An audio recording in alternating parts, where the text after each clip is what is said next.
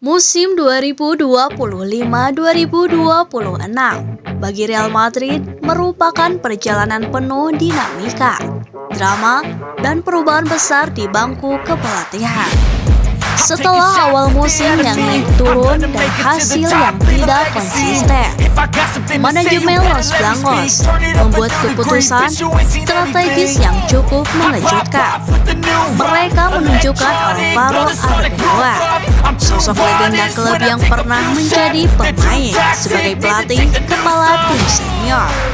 Arbeloa bukanlah nama besar sebagai pelatih kepala sebelum ini. Ia memulai karir kepelatihannya di Akademi Real Madrid hingga menangani Real Madrid di Castilla.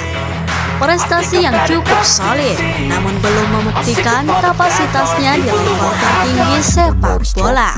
Namun, di tengah tekanan performa dan ekspektasi tinggi dari fans serta manajemen, Arbeloa mendapat kesempatan langka untuk membuktikan dirinya di Santiago Bernabeu. Bukan sebagai pelatih sementara semata, tetapi sebagai figur yang bisa membawa Madrid kembali ke jalur juara. Awal karir Arbeloa sebagai pelatih Madrid tidaklah mulus. Sempat tersingkir mengejutkan dari Copa del Rey oleh tim kasta bawah. Hal yang menjadi bahan kritik banyak pihak.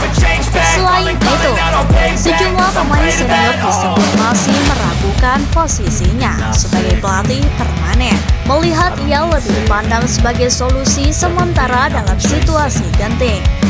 Namun segalanya mulai berubah ketika Arbeloa mengubah pendekatan taktis Madrid secara fundamental, yaitu dengan memutuskan beralih dari sistem yang digunakan pelatih dahulu menjadi formasi 4-4-2 berbentuk diamond. Keputusan ini bukan sekadar merubah angka di kertas. Arbeloa memilih formasi yang lebih seimbang antara ofensif dan defensif, dan secara filosofis dekat dengan pendekatan Atletico Madrid oleh Carlo Ancelotti, serta mencari keseimbangan ritme permainan. Pertimbangan taktis ini mencerminkan upaya Arbeloa untuk memberi tekanan tinggi serta transisi yang cepat, khususnya ketika tim kehilangan bola. Struktur 4-4-2 membuat Madrid lebih kompak di lini pertahanan, menjaga keseimbangan di lini tengah, dan tetap memiliki dua penyerang untuk ancaman serangan balik. Dalam praktiknya, formasi 4-4-2 yang diusung Arbeloa membawa sejumlah perubahan konkret. 1. Keseimbangan lini tengah dan pertahanan. Formasi dengan diamond di tengah membantu Madrid menutup area sentral lebih efektif dengan 3 gelandang di barisan tengah. Gangguan dari lawan di area kritis ini dapat ditekan, sehingga membantu struktur pertahanan tim lebih solid. Sebuah respon atas rampungnya pertahanan periode sebelumnya. Arbeloa sendiri pernah menjelaskan bahwa formasi ini dirancang untuk menutup koridor tengah dan membuat tim lebih kompak secara keseluruhan, baik saat bertahan maupun ketika melakukan serangan balik. 2. Transisi cepat dan kantongi dua penyerang. Berbeda dari pendekatan 4-3-3 yang lebih fokus pada penguasaan bola statis, 4-4-2 memungkinkan transisi langsung ke depan lewat dua penyerang.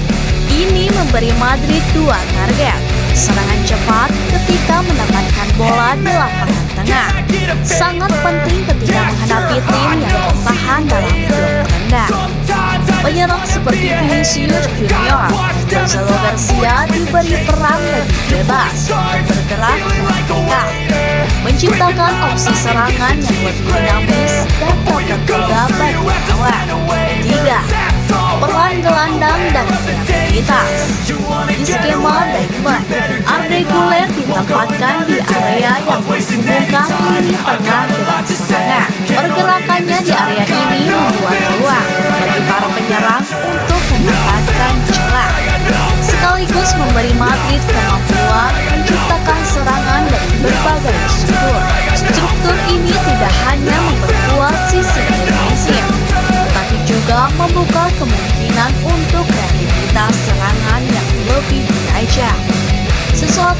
menjadi kekurangan Madrid di skema sebelumnya. Penerapan formasi ini membawa hasil nyata.